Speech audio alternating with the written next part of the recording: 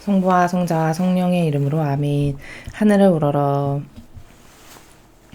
사랑을 하느님 아버지 뜻 안에서 스승이신 예수님과 도움이신 성령님과 사랑을 성모님과 성요셉 아버지와 성미카엘 대천사와 하늘의 모든 거룩한 천사들과 성인들의 정보를 청하며 기도드립니다.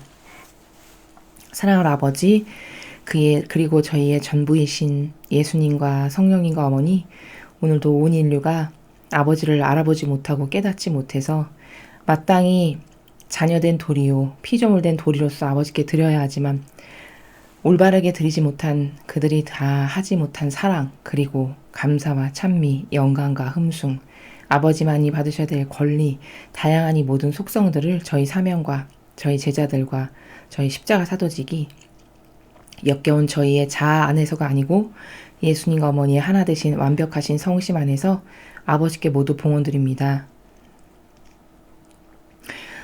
예수님과 어머니, 이 나라를 불쌍히 여겨 주시옵소서.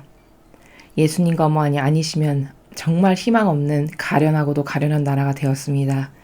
저희 부모님들과 저희의 조상님들이 피땀과 눈물로 건국한 이 나라가 불과 70여 년 만에 온 인류의 손가락질 받으며 무시하고 깔보임 당하는, 그리고 아무리 적이 공격해대도 말 한마디 똑바로 해댈 수 없는 이런 머저리와도 같은 나라가 되어버리고 말았습니다. 이 나라에 살아가는 가련하고 불쌍한 주님의 자녀들, 국민들을 불쌍히 여겨주시옵소서. 그들의 사고방식과 정신과 마음 안에 살아가는 오해와 수많은 부작용과 그리고 망상과 진리가 아닌 그 모든 거짓의 족쇄를 풀어주시고 깨부수어주시고 박살내주시고, 그래서 산산조각 내어 없애버려 주셔서 그 빈자리에 주님의 거룩하신 진리의 빛을 채우심으로써 아버지의 뜻 진리 안에서 옳고 그름을 똑바로 볼 줄 알고 사리 분별을 할 줄 알고 진실과 거짓을 솎아낼 줄 알고 선과 악을 분별할 수 아는 그런 국민들이 될 수 있도록 북한과 남한에 살아가는 모든 국민들을 용서하여 주시고 다시 한번 기회를 주시옵기를 간곡히 청원드립니다. 예수님 어머니 기회를 주시옵소서. 또한 어머니께서는 수십 년 전에 너희 나라는 폭력도 아니고 전쟁도 아닌, 그리고 정치적 타협도 아닌 평화적 방법으로 통일이 될 것이다 하고 말씀하셨습니다. 저는 이 세상에 아무리 위대한 학자가 무엇라고 이야기한들 어머니의 말씀이 완벽하게 이루어질 것을 굳게 믿습니다. 단지 어머니, 나라의 경제가 더 망가져서 완전히 회복 불가능한 상태가 되기 전에 어머니의 말씀하신 그 기적이 하루빨리 이루어질 수 있도록 시기를 앞당겨 주시옵기를 간곡한 갈망으로 청원드리오니 어머니의 불쌍하고 가련한 자녀들을 어여삐 보아주시고 측은히 여겨주셔서 자비를 베풀어 주시옵소서. 아브라함이 주님께 니느베를 멸망시키려 하실 때 10명의 의인만이라도 있으면 그 도시를 멸하지 말아 주십시오 라고 청원드리셨습니다. 저희도 같은 갈망과 뜨거운 원의로 예수님과 어머니께 단 몇 명 아주 소수의 인원만이라도 아버지 마음에 드는 의인들이 이 대한민국에 살아있다면 그들을 보셔서라도 이 나라를 멸하지 않게 하여 주시고 다시 기회를 주시고 새롭게 창조되고 다시 재건하고 과거하고는 완전히 다른 새로운 모습으로 재탄생하는 나라가 될 수 있도록 축복하여 주시옵기를 간곡히 청원드립니다. 이 모든 기도 우리 주 그리스도를 통하여 비나이다. 아멘. 성부와 성자와 성령의 이름으로 아멘. 안녕하십니까. 하나님의 뜻 선교의 윤피아 수녀입니다. 오늘은 아버지께서 인류에게 어떤 말씀을 주셨을지, 또 우리가 어떻게 이 악과의 전쟁에서 싸워야 할지 아버지가 주신 말씀 함께 보시도록 하겠습니다. 2020년 6월 19일 지극히 거룩하신 예수 성심 대축일입니다. 예수님께서 말씀하십니다. 나는 사람이 된 너희 예수다. 나의 평화가 너희와 함께. 나는 내 지극히 거룩한 성심 안으로 들어와 이 순수한 사랑의 그릇에 기쁨과 평화에 의탁하도록 모든 이를 초대한다. 절대 거룩한 사랑을 단 한 번도 들어보지 않은 것처럼 행동하지 마라. 너희가 거룩하고 신성한 사랑의 메시지들 중 단 하나라도 읽게 된다면 너희는 거룩한 사랑의 삶에 전념해야만 한다. 다른 이들에게 거룩한 사랑이 되기 위한 이 노력만을 생각하여라. 너희가 이렇게 하면 내 성심은 너희에 대한 사랑으로 빛난다. 너무나도 많은 이들이 여러 방면에서 나를 실망시킨다. 내 사랑하는 자녀들아, 너희는 기도와 희생이라는 너희의 노력으로 그 차이를 메꾸고 나의 비통한 성심을 치유해 주어야만 한다. 너희의 노력은 아직 사랑을 모르는 이 세상에 은총이 쏟아지게 한다. 주님의 말씀입니다. 예수님 감사합니다.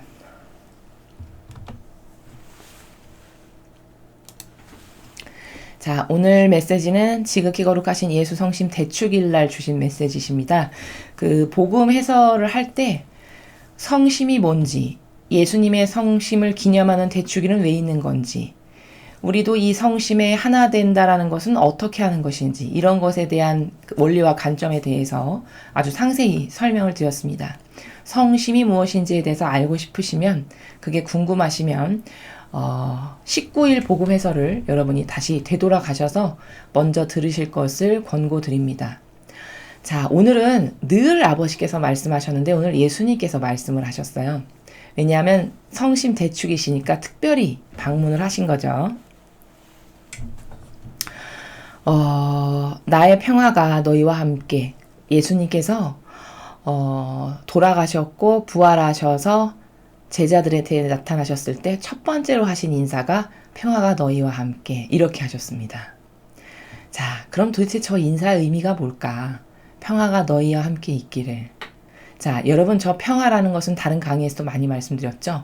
세상의 평화는 불의한 가운데 서로 너도 좋고 나도 좋으니까 적정선에서 타협해서 우리 전쟁 같은 거 하지 말고, 싸움 같은 거 하지 말고, 너도 나도 조금씩 타협해서 좋은 게 좋은 거지, 이런 식으로 절충안을 따지면 우린 그것을 세상 사람들은 평화라고 합니다.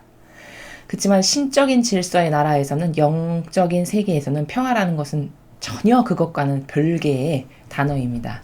즉, 저 평화라는 것은 너가 아버지와 소통하는데 문제가 없는 그 마음과 정신의 상태에 있느냐.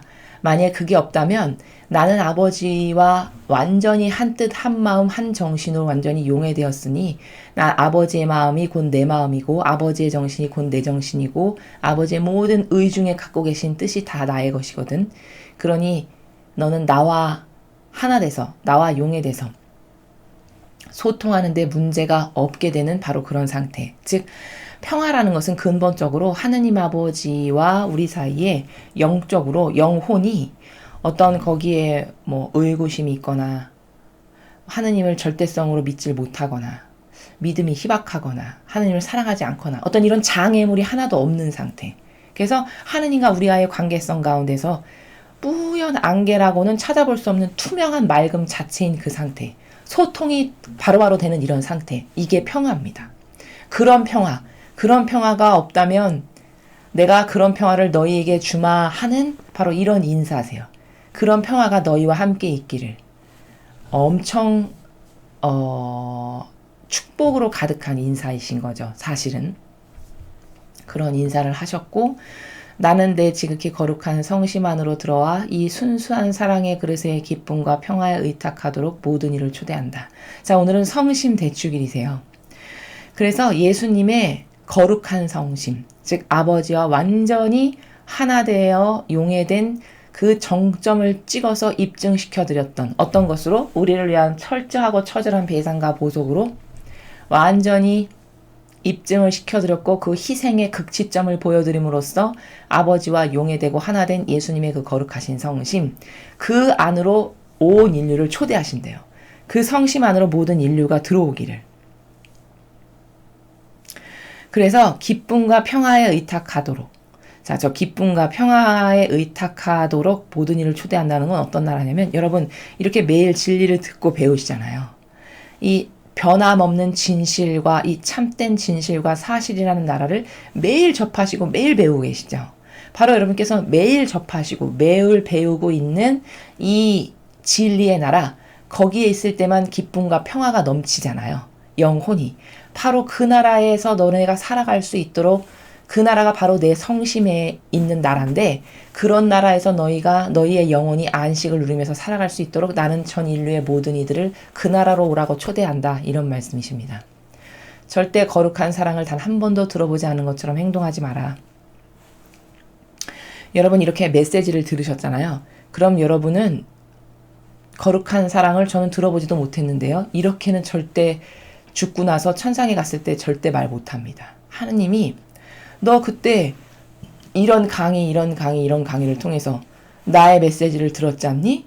근데 왜 나의 메시지를 듣고 실천은 안 했니? 이렇게 말씀하신다는 거예요. 이게 참 무서운 원리인 게요. 너는 나를 몰랐었던 게 더 낫다. 여러분 성경에 이 말씀이 있으시죠? 이게 저 같은 수도자나 사제, 주교, 추기경, 교황 이런 사람들에게 해당되면 굉장히 무서운 말이거든요. 저희 같은 사람들한테 해당되고 굉장히 무서운 말이라는 건 왜 그러냐면 아주 훌륭한 불림으로 불림을 받았죠. 불림 받을 때는. 참 거룩한 소명으로 불림을 받은 거죠. 그런데 불림을 받은 것은 좋은 것이나 그 불림을 받은 목적성과 그리고 효용과 가치에 부합하게 똑바로 살지 못하면 차라리 수도자와 주교와 추기경 교황으로 안 사는 것보다도 못한 게 이 삶입니다. 그게 누구에게나 똑같이 적용돼요. 직분에 따라서, 위치에 따라서. 그러니까 예수님께서 성경에서 너는 차라리 나를 몰랐던 것이 더 낫다 라고 말씀하시는 나라는 네가 차라리 나를 모르고 평범하게 예를 들어 세상에서 착하고 좋은 마음으로 선량하게 남에게 피해 끼치지 않고 진리는 잘 모르지만 네가 도덕과 윤리를 철저히 지키고 그렇게 살았더라면 차라리 저주받진 않았을 텐데 너는 이렇게 엄청난 불림으로 초대를 받았는데 내가 이렇게 수많은 것을 너에게 베풀고 이렇게 가르쳐주고 너에게 매일 이런 엄청난 위대한 진리의 나라를 말씀을 전해 듣고 너는 이렇게 했는데 실천해서 도대체 행동으로 옮겨가지고 열매 맺은 건 뭐니? 이런 말씀이시거든요. 만약에 열매를 하나도 맺은 게 없어. 나나 예수님이나 성모님과 같은 모범을 맺은 게 없어. 그럼 차라리 몰랐던 게 낫다에 해당된다는 거예요. 그래서 무서운 거예요. 축복만을 좋아하는데 보통 세상 사람들은 천상의 나라는 인간이 살아가는 인간 세상사의 기준과는 완전 달라요. 인간 세상사는 막 속이기도 하고 거짓말을 해도 거짓말인지 모르는 경우도 허다하고 속아 넘어가 주기도 하고 막 무질서 뒤죽박죽이지만 천상의 나라는 그런 어떤 거짓으로 숨겨지거나 가리워지거나 덜 샘해지거나 이런 나라 자체가 없는 나라입니다. 그러니까 유리알 같이 투명한 나라예요. 다 보이는. 그리고 그 재시는 그 단위가 나노 양자 단위까지 정확하게 재신다라고 말씀을 드리는 이유가 오늘 여기서 말씀하시는 것도 바로 그 나라인데 네가 절대 거룩한 사랑을 단 한 번도 들어보지 않은 것처럼 행동하지 마라. 무슨 말씀이시죠? 무서운 말씀이에요. 니네가 이렇게 메시지를 듣고 진리를 배웠고 많은 영적 지식을 이제 습득을 했어. 그런데 한 번도 들어보지 않은 것처럼 행동한다는 거 뭐죠? 근데 변화가 없어. 맨날 똑같아. 그날이 그날이야. 진리를 배우기 전과 후가 달라진 게 없어. 영혼이.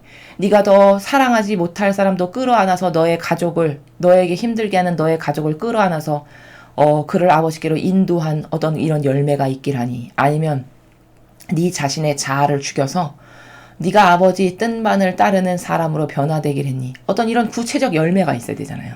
근데 한 번도 그런 걸 들어보지 않은 사람처럼 듣기 전이나 후이나 열매 없이 똑같아. 그렇게 하면 안 된다라고 말씀하시는 거죠. 여기 계속 이어서 말씀을 하시죠. 배웠으면 그 나라에서 살아야 된다라고 하시는 거예요. 너희가 거룩하고 신성한 사랑의 메시지들 중 단 하나라도 읽게 된다면 너희는 거룩한 사랑의 삶에 전념해야만 한다. 전념해야 된대요. 전념. 그러니까 뭘 들었어. 뭘 배웠어. 그러면 그것을 사실적으로 내 사고방식과 정신과 마음이 될 수 있도록 구현해서 그것을 내 삶에 적용시키는 것에 전념해야 된다는 거예요. 전념. 그러니까 그냥 좋은 것만 알고 나만 좋아지고 끝? 이러면은 이거랑 똑같은 거죠. 성경에서. 왜 이렇게 하면 안 되냐면요. 성경에 이 부분이 나오죠, 여러분. 주인이 길을 떠나면서 하인들한테 달란트를 다 나눠주고 가죠. 얼마씩. 그리고 한참 후에 돌아왔어요. 근데 한 달란트를 준 그 종은 주인님, 저는 주인님이 되게 잔인하고 무서운 분이셔가지고 인색한 분이셔서 그대로 갖고 왔습니다. 이런 종이 있고, 2달란트 준 종은 2달란트 늙혀서 4달란트 갖고 오고, 뭐 5달란트 준 종은 5달란트 더 늙혀서 10달란트 갖고 오고, 2달란트 갖고 2달란트를 늙힌 종이나 5달란트를 늙힌 종이나 늙힌 사람에게는 다 똑같이 칭찬을 하셨어요. 근데 유일하게 늙히지 않고 가지고 있던 거 그대로 갖다가 가지고 그냥 그대로 온 요 종에게는 저주를 내리셨죠. 이 사악하고 이 못된 종아, 내가 너가 이렇게 아무것도 열매도 맺지 못할 거면 차라리 내가 은행에다 내 돈을 넣어놨으면 이자라도 붙지. 너는 아무것도 늙히지 못한 종이라고 엄청 호되게 혼내시죠. 바로 이게 뭘까? 여러분 왜 그러냐면요. 천상의 나라는 뭐든지 늙혀라에 해당하는 나라이기 때문이에요. 거긴 창조가 일어나지 않는 것은 합당치가 않아요. 새로워지지 않는 것은 합당치가 않습니다. 즉 창조가 매일 일어나고 매일 변화가 일어나야 되고 매일 새로운 생명이 창출되는 이 나라가 천상의 나라의 근원의 정신이기 때문에 그래요. 그래서 오늘도 이 말씀이 왜 아버지가 이렇게 하시는 거냐면 너는 뭐를 들었으면 배웠으면 창조를 일으켜라라는 거예요. 변화가 있어야 되고 창조가 있어야 되고 그리고 그것에 의한 열매가 있어야 된다는 거죠. 그렇지 않으면 우리가 다 어디에 해당하죠? 그 1달란트 갖고 있다가 1달란트 그대로 가지고 온 이 악하고 사악한 종아라고 하면서 내쫓으셨던 바로 그 종에 우리가 해당하는 거예요. 그렇기 때문에 뭘 들었어? 뭘 하나라도 배웠어? 그럼 그것을 이웃에게 전하든지 그 정신으로 네 영혼이 달라지든지 뭔가 개선이 되든지 아니면 끌어안을 수 없는 네 가족 중에 여태까지 너하고 원수로 지냈던 누군가를 끌어안아서 사랑을 하든지 아니면 나를 위해서 희생을 네가 하고 고통을 달게 받든지 아무튼 간에 뭔가는 달라지고 뭔가는 산출되는 어떤 생산이 있어야 된다는 거죠. 그렇지 않으면 그냥 묻어놓은 그 하인과 우리가 똑같아진다는 겁니다. 다른 이들에게 거룩한 사랑이 되기 위한 이 노력만을 생각하여라. 즉 우리가 이런 것을 듣고 아버지가 가르쳐 주시는 진리를 근거로 자꾸 남에게 관대한 사람이 되고 어떤 사람이 안타까워. 그럼 주님의 진리를 자꾸 전하려고 하는 많은 노력을 하고 이렇게 하잖아요. 그러한 노력만을 열심히 하거라. 그런 노력만을 하는 것을 생각하거라. 이렇게 이야기하시는 거죠. 너희가 이렇게 하면 내 성심은 너희에 대한 사랑으로 빛난다. 아무도 인류에서 이런 것을 하는 사람이 없잖아요. 원래 이것을 마땅히 해야 될 직무가 교회에 있었어요. 교회에 있는 거죠. 지금도. 근데 교회조차도 그걸 안 하잖아요. 아니 그것을 열심히 행했다면 냉담자가 80%가 넘는 수치가 있을 리가 없겠죠. 안 한다는 증거예요. 그러니까 예수님이 얼마나 불쌍하신지 여러분 생각해 보세요. 예수님이 우리에게 구걸하시는 거나 마찬가지지 뭡니까? 지금 이 메시지는 더 리얼하게 얘기하면 소수의 남은 자녀들에게 구걸하시는 거예요. 교회가 이제 직무를 더 이상 하지 않으니까 그래서 거기서 어떤 소출이 나고 어떤 생산이 일어나고 거기서 많은 어떤 과거에는 소출이 있었고 생산이 일어나고 부흥이 있고 막 이랬는데 지금은 죽어가잖아요. 교회가 시커먼 암흑기에 돌입했잖아요. 그래서 성당 다니시는 분보다 안 다니시는 분이 훨씬 많아요. 10명 중에 8명은 냉담하신다는 거잖아요. 왜 그렇게 됐을까? 그 순전히 신자들에게만 책임이 있는가? 절대로 그렇지 않아요. 다 양쪽에게 책임이 있는 거지만 교회의 이 직무유기라는 것은 굉장히 무서운 죄입니다. 사실 깨닫지 못해서 그렇지. 너는 나를 몰랐던 거에 낫다에 해당하려면 그렇게 살면 돼요. 그럼 아버지가 나중에 심판하시겠죠. 아니 너는 내 일을 열심히 해보겠다라고 해서 내가 이런 권한도 주고 이런 권한도 주고 수많은 신자들이 봉헌하고 거저 먹고 거저 자고 거저 입고 유학 가고 온갖 것은 다 누렸으면서 너는 도대체 내 양들에게 뭘 전해줬니? 어떤 창조를 일으켰니? 이렇게 물어보지 않으실까요? 그때 뭐라고 대답을 해야 될까요? 아유 죄송합니다. 몰랐네요라는 어떤 이런 변명이 그런 게 통하는 나라일까요? 이래서 예수님이 불쌍하시다라고 제가 말씀드리는 거는 너희가 지금 듣고 아버지로부터 메시지를 매일 전해 듣는 이런 것을 남에게 전하고 그래서 그도 변화시켜주고 그도 하느님의 자녀로 가까이 이끌어주게 하고 어떤 이런 다양한 노력을 하면 그렇게 되면 그때서야 내 성심이 너희에 대한 그런 사랑으로 고마워서 빛이 난다 하시는 거예요. 이 교회도 안 하는 그런 것을 이젠 자녀들에게 기대하고 위탁하시는 거죠.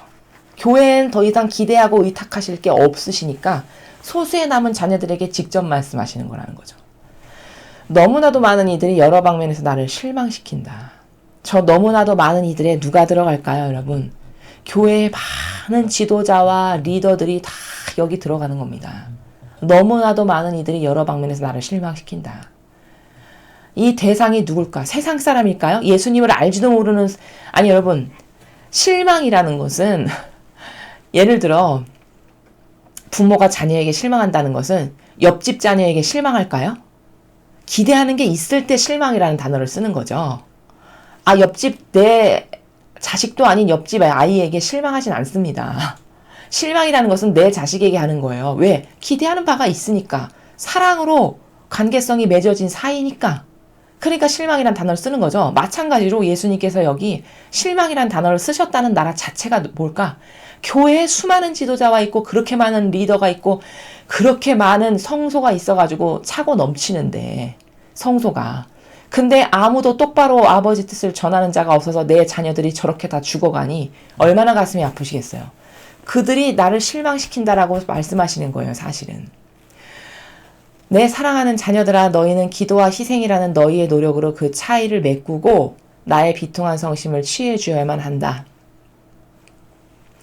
계속 우리에게, 소수의 남은 자녀들에게 예수님께서 뭘 원하시냐면 이제 교회의 직무를 상실했기 때문에 소수의 남은 예수님을 사랑하는 자녀들이 이제 그들이 기도와 희생을 해야 된다는 거예요.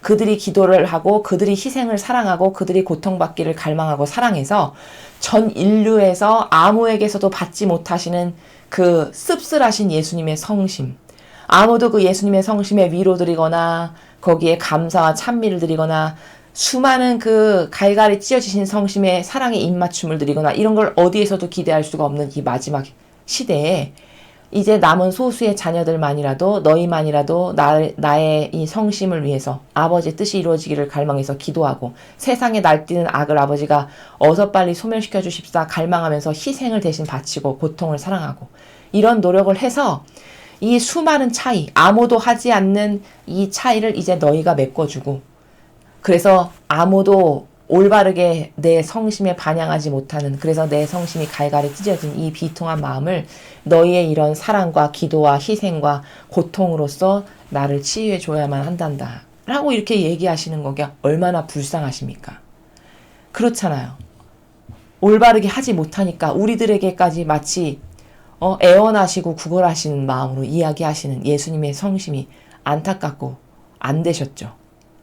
너희의 노력은 아직 사랑을 모르는 이 세상에 은총이 쏟아지게 한다. 여러분, 이런 마음을 가지시면 안 돼요. 보통 사람이요, 막연해서 아휴, 내까짓게 뭐 하나 기도해봤자 뭐 그렇게 대단히 세상이 변하겠어? 사람 이런 생각 굉장히 자주 하거든요. 빈번하게. 아이, 뭐 내가 묵주기도 한 달 한다고 해봤자 뭐 온 세상이 저렇게 딥스테이트로 가득 차가지고 완전히 시커먼데 뭐 세상이 좀 당장 달라지겠어? 이렇게 생각하는 마귀의 꼬임이 굉장히 빈번하게 자주 올 때가 있습니다. 여러분, 엄청난 착각이에요. 엄청난 착각.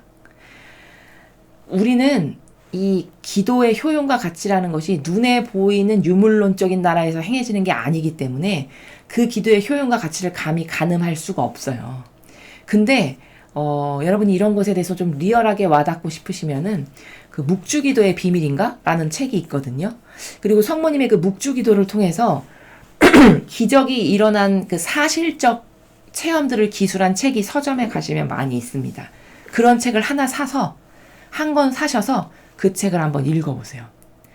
그러면 그 책은 성모님의 묵주기도를 통해서 죽다 살아난 사람부터 불가능한 기적이 일어난 수많은 사람들의 사실적 체험담이 적혀있는 책이에요. 심지어 죽었는데 그 죽은 이를 위해서 묵주기도 한 단 바쳐줬는데 그 영혼이 바로 천당 간 뭐 이런 케이스부터 시작해서 엄청나게 많은 사실적 그 예시들이 적혀있는 책이 묵주기도의 비밀과 또 하나는 제가 지금 생각이 안 나는데 아무튼 그런 책이 서점에 가면 꽤 있습니다. 여러분 그런 책을 하나 구매해서 한번 정독을 해보세요. 그 기도가 얼마나 기도의 힘이 파워풀하고 막강하고 무서운 건지를 여러분이 그런 책을 읽으시면 좀 사실적으로 와 닿으실 거예요. 이 인간이라는 존재가 굉장히 과학적일 것 같지만 제가 누누이 말씀드리지만 비과학적이고 비논리적이고 비이성적인 게 한두 가지가 아니에요. 진리를 배워야만 그게 그렇다라는 걸 깨닫게 돼요. 비로소. 진리를 안 배우면 착각 속에 살아요. 나는 굉장히 과학적이고 똑똑하고 프로세스적이고 그래도 좀 논리적이지 않나? 이런 생각으로 착각하면서 삽니다. 근데 진리를 배우면 배울수록 얼마나 모순적인 존재인가를 그때서야 깨닫게 돼요. 아, 나는 진짜 완전히 주객이 전도된 사고방식이 한두 개가 아니고 뒤집어 엎어진 것도 한두 개가 아니고 잘못된 게 아주 엄청 많구나. 이런 걸 배우면 배울수록 더 많이 깨닫게 돼요. 그래서 계속 리얼하게 깨달아서 자기를 버리는 게 우리에게 유일한 희망이거든요. 이런 장황한 얘기를 왜 하느냐?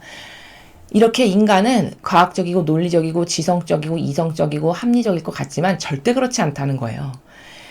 그게 눈에 보이는 것에만 집착되어 있는 이런 한계성에 처박혀 있는 게 우리의 사고의 존재적 한계라는 것을 인식하고 먼저 받아들여야 돼요. 그래야만 신적인 나라가 진짜 있고 보이지만 않을 뿐이지 그게 사실적으로 존재하는 나라라는 것에 대한 인식 체계가 그래야만 조금 더 순도가 높아지고 조금 더 열리고 좀 더 넓어질 수 있어요. 이 기도의 효용과 가치도 여러분이 막연하게 생각하시는 건 왜 그러냐? 예수님이 지금 말씀하시잖아요. 너희의 노력은 이런 수많은 우리가 배상과 보속하고 기도하고 희생하고 고통을 사랑하는 이게 우리가 생각했을 때 별거 아닌 것 같이 느껴지지만 아직 사랑을 모르는 이 세상에 은총이 쏟아지게 한대요. 은총이 쏟아지게.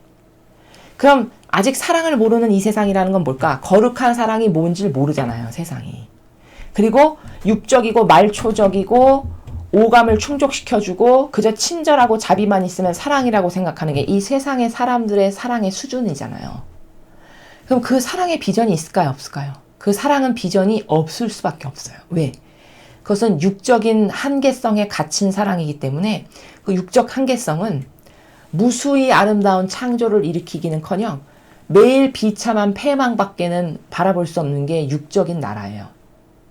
그렇지만 예수님이나 어머니의 정신세계로 가득 차서 그 영적인 본질을 갈망하는 가운데 남을 위해서 희생하는 것을 내가 사랑하는 사람을 위해서 내 목숨을 던지는 것조차도 아깝지 않고 내 온 존재를 다 줘야지 이런 정신으로 서로가 서로를 사랑하는 이런 관계성은 살면 살수록 그 가치 창출이 끝을 알 수 없을 만큼 계속 상승하는 이런 나라예요. 이게 거룩한 사랑이거든요.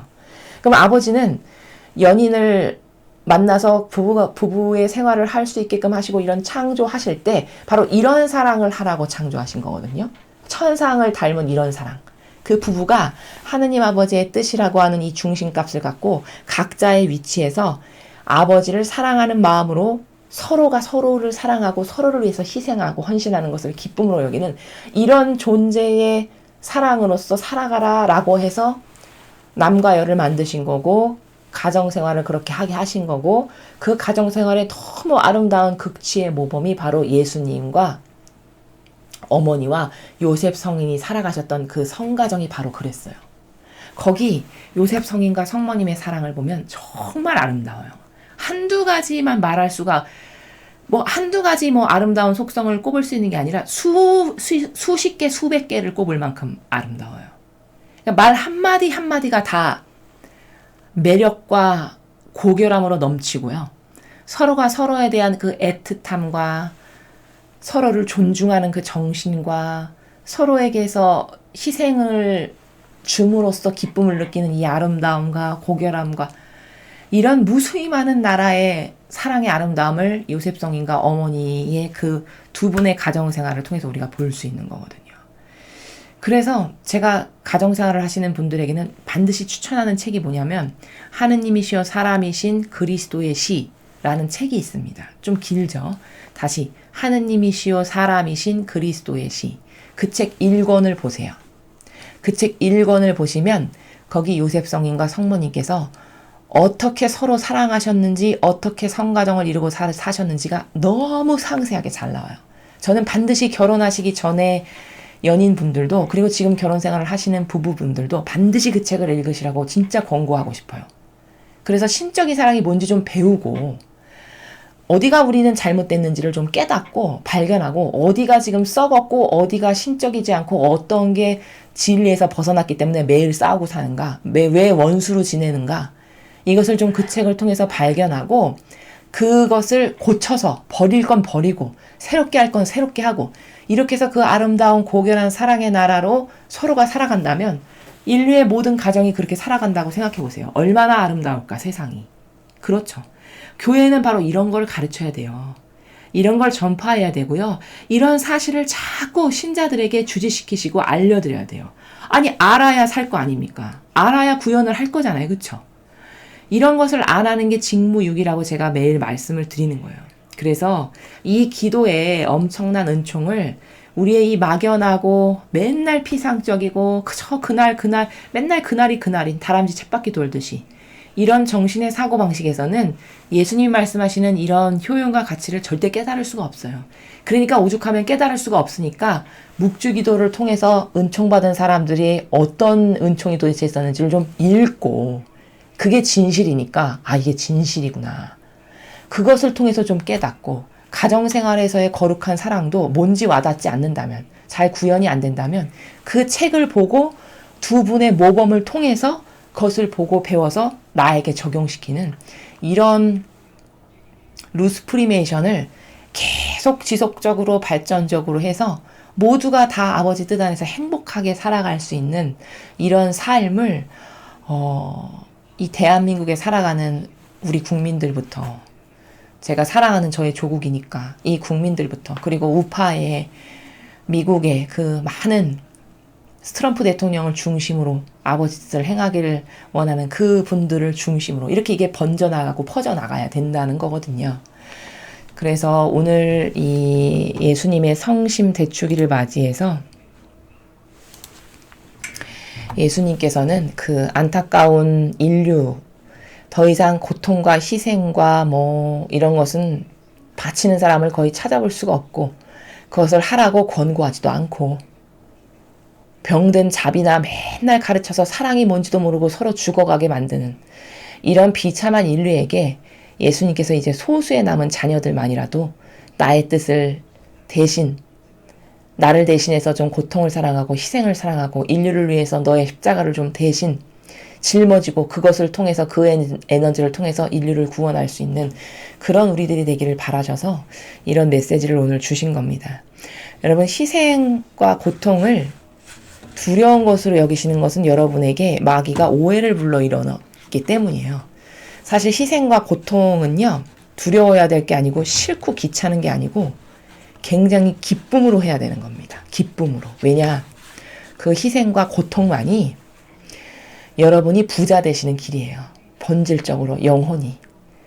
희생과 고통을 많이 했다라고 생각해 보세요. 천상에 가서 여러분이 어디까지 올라가실지 감히 가늠도 안 될 만큼 고통과 희생과 십자가라는 것은 정말 보물과도 같고 황금과도 같은 겁니다. 이 지상에서도 고통과 십자가가 많은 사람의 인격을 한번 보세요. 얼마나 성숙하고 얼마나 또래의 다른 사람들과는 다른 인격의 훌륭함을 갖추고 있는지. 그게 고통 없이 가능할까요? 그러니까 불가능한 거거든요. 희생과 십자가 없이 그런 단련 없이 절대 인간은 성장할 수도 없고 성숙해질 수도 없는 게 답입니다. 답, 정답. 그래서 이 아버지와 관련된 영적인 것에서도 여러분이 일상생활에서 매일 닥치는 어떤 고통과 고뇌와 희생과 십자가 이런 게 사람마다 다 있잖아요. 그것을 영예로 여기시고 불평불만 없이 기쁨으로 받아들이시면서 오히려 그때마다 아버지 제가 지금 저한테 이런 고통이 왔는데 제가 아무 말 없이 희생으로 이것을 묵묵히 참고 견디어냅니다. 이것을 다 아버지께 바쳐드리니까 아버지 이 에너지를 이 대한민국의 모든 마귀를 죽여버리는 이런 훌륭한 에너지를 모두 다 써주세요. 이렇게 하면 진짜 그렇게 된다는 거예요. 오늘 말씀의 핵심이 바로 그겁니다. 우리가 그것을 많이 할 수 있는 훌륭한 영혼들이 모두 다 되셨으면 좋겠습니다. 이상으로 2020년 6월 19일 지극히 거룩하신 예수성심 대축일 메시지 해설을 마치겠습니다. 감사합니다.